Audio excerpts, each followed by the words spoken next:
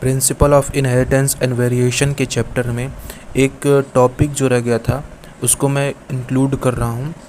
ये pedigree analysis है। बाकी अदर जो पॉइंट्स उस पर लिखे गए हैं, मतलब आप पेडिग्री एनालिसिस के जो सिंबल्स दिए गए हैं उन पे आप ध्यान दीजिएगा, उनको आप कॉन्सेंट्रेट कीजिएगा।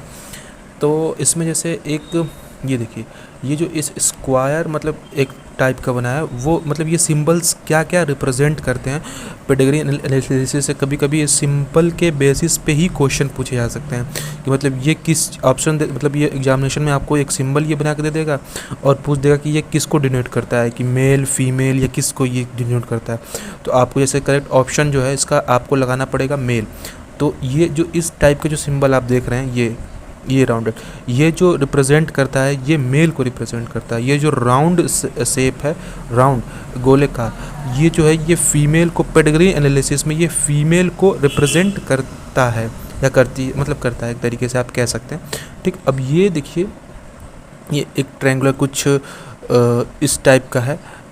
ठीक, तो ये जो ये जो मतलब आप इसको कह सकते हैं, हाँ ट्रायंगुलर नहीं कह सकते आप इसको, 1 2 3 4 साइड्स हैं। तो इसको मतलब ये क्या है, ये जो सिंबल, ये जो सिंबल डिनोट करता है ये सेक्स अनस्पेसिफाइड, मतलब कि जो सेक्स है वो अनस्पेसिफाइड, मतलब कि मेल है या फीमेल है ये कुछ पता नहीं चल पा रहा, अनस्पेसिफाइड से। तो इसमें आप देखिए, हाँ, तो बात ये हो रही थी कि ये जो है सेक्स अनस्पेसिफाइड, मतलब इस वर्ड का आपको मतलब पता होना चाहिए। अनस्पेसिफाइड मतलब कि ये पता नहीं है कि वो जो है वो मेल है या फीमेल है, अनस्पेसिफाइड। अब देखिए, अगर इस टाइप के आपको सिंबल्स दिख जाएँ और इनको कलर किया गया रहा है रेड कलर से, ठीक, तो ये क्या, अफेक्टेड इंडिविजुअल। अब ये जो मतलब अफेक्टेड इंडिविजुअल यहाँ पे लिखा गया है, वो अफेक्टेड इंडिविजुअल का मतलब क्या होता है? देखिए, इसमें अफेक्टेड इंडिविजुअल का मतलब ये होता है कि इतने इंडिविजुअल, जैसे कि मान लीजिए कि ये किसको रिप्रेजेंट करता है, मेल को, इसी तरीके से ये फीमेल को, इसी तरीके से ये इसका सेक्स पता नहीं है कि ये मेल है या फीमेल है। तो ये जो है ये रिप्रेजेंट कर रहे हैं आपके कि ये जो इंडिविजुअल हैं उनको अफेक्टेड मतलब कि कोई ना कोई बीमारी है। ठीक, ये इन चीज़ों को रिप्रेजेंट करते हैं। अब दूसरी तरफ देखेंगे, अगर एक सीधी लाइन खींची जाए इन दोनों के बीच में, ये किसको रिप्रेजेंट करता है, मेल को, ये सिंबल किसको रिप्रेजेंट कर रहा है, फीमेल को, और इनके बीच में केवल स्ट्रेट एक लाइन खींची जाए तो ये क्या दर्शाता है, ये मेटिंग को दर्शाता है कि इनके बीच में मेटिंग हुई है।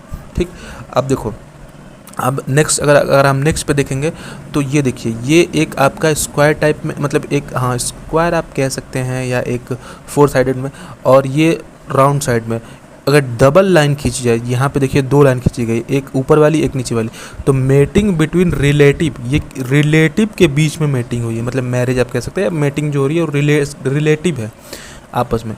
ठीक, अब देखिए ये क्या रिप्रेजेंट करता है, पेडिग्री एनालिसिस में इस तरीके का सिंबल अगर इसमें दिखाया जाए तो ये दिखाया गया कि मेल और फीमेल का जो पेरेंट्स, ये दोनों ऊपर वाले पेरेंट्स हैं, इनकी मेटिंग हुई है, और इनके मेटिंग से जो बच्चे पैदा हुए हैं, जो उनके ऑफस्प्रिंग पैदा हुए हैं, तो उनकी मतलब ये राउंड कलर क्या रिप्रेजेंट करता है, फीमेल रिप्रेजेंट करता है, और ये स्क्वायर शेप कह सकते हैं आप, ये क्या रिप्रेजेंट करता है, ये आपका रिप्रेजेंट कर रहा है क्यूब शेप, आप इसको कह सकते हैं एक तरीके से, क्यूब लाइक स्ट्रक्चर थोड़ा है। तो ये क्या रिप्रेजेंट कर रहा है, मतलब इस स्ट्रक्चर को, तो ये क्या रिप्रेजेंट कर रहा है आपका, ये मेल को रिप्रेजेंट कर रहा है। तो पेरेंट्स एबव जो हैं पेरेंट्स दिए गए, और बिलो जो हैं वो चिल्ड्रन दिए गए, in order to birth left to right, left से राइट की तरफ, मतलब अब लेफ़्ट किधर पड़ेगा आपका, देखिए लेफ़्ट से राइट की तरफ। ठीक, parent with mail children affected with, अब देखिए यहाँ पे क्या है, ये देखिए ये किसको रिप्रेजेंट करता है, पहला पॉइंट आप इस चीज़ पे अगर केवल इस पे ध्यान दीजिए, ये जो है आपका मेल रिप्रेजेंट कर रहा है, ये क्या रिप्रेजेंट कर रहा है बताइए, आप ध्यान से देखिए और बताइए, सोचिए, ये रिप्रेजेंट कर रहा है आपके फीमेल को।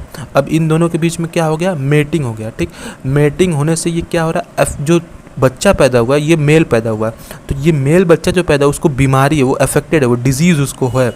अगर ये देखिए, अब ये देखिए इस तरीके के सिंबल में अगर इस तरीके से बना के और उस पर 5 लिख दिया जाए तो इसका मतलब होता है 5 अनअफेक्टेड ऑफ स्प्रिंग, मतलब कि जो ऑफ स्प्रिंग हैं वो कैसे हैं, अनअफेक्टेड है, उनको कोई भी बीमारी नहीं है। ये पेडिग्री एनालिसिस के जो कुछ सिंबल्स थे और उनसे रिलेटेड कि ये क्या क्या सिंबल रिप्रेजेंट करते हैं, और टॉपिक्स इससे मतलब ये क्वेश्चन पूछे जाते हैं। और ये जो टॉपिक था वो टॉपिक मतलब रह गया था principle of inheritance and variation में, इसलिए मैंने इस टॉपिक को से मतलब जो ये सिंबल्स दिए गए हैं उनसे रिलेटेड मैंने इसको बना के, और मैंने ये इसलिए मैं ये वीडियो जो है मैं बना रहा हूँ ताकि ये पेडिग्री एनालिसिस से भी क्वेश्चन पूछे जाते हैं, तो ताकि आपको ये सारी चीज़ें पता हो पेडिग्री एनालिसिस अगर क्वेश्चन पूछे जाए तो। अच्छा, आप एक और पेडिग्री एनालिसिस से रिलेटेड एक डायग्राम कह सकते हैं या एक क्वेश्चन टाइप में इससे भी क्वेश्चन बन सकते हैं, इसलिए केवल आप इस चीज़ पे ध्यान दीजिएगा, ये इस पे और ये जो है इस पे, ठीक। ये पेडिग्री एनालिसिस से रिलेटेड है। अब देखिए, इसमें आपको मैं एक चीज़ समझाना चाहता हूँ कि देखिए, ये इसको इस पेडिग्री को देख के आप क्या लगा सकते हैं, मतलब दो चीज़ बताइए आप, इसको और इसको। पहले इसको देख के आप क्या बता सकते हैं कि क्या इसको केवल आप देख के ये बता सकते हैं कि ये डोमिनेंट है या रिसेसिव है, केवल इसको देख के आप बता सकते हैं कि क्या ये डोमिनेंट है। सोचिए, कुछ टाइम लीजिए, थोड़ा सोचिए। हाँ, देखिए, इसको देख के हम अब कैसे बताएंगे। देखिए क्या होता है ना, अगर डोमिनेंट होगा तो जो डिजीज़ है, जो अफेक्टेड है, वो इंडिविजुअल मतलब पेरेंट्स भी अफेक्टेड होंगे, तभी वह ऑफ स्प्रिंग में पास होगा।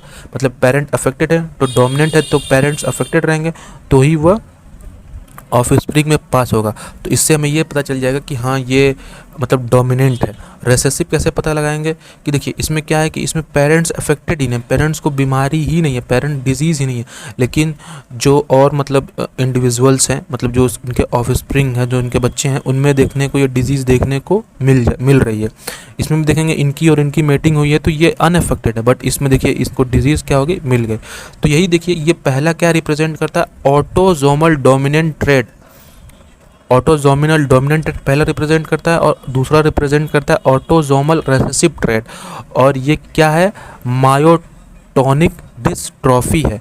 और दूसरा क्या है, सिकल सेल एनीमिया है, दूसरा है सिकल सेल एनीमिया, ठीक है। तो ये जो कुछ पेडिग्री एनालिसिस से टॉपिक्स है जिनको मैंने डिस्कस किया है, और hope you like the video.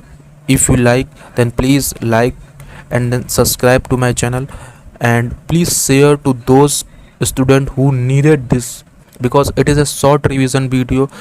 The important topics I picked out from the chapter and I have discussed it with you. So please like, share and subscribe and share to those students those who needed it. Thank you so much. Vande Mataram.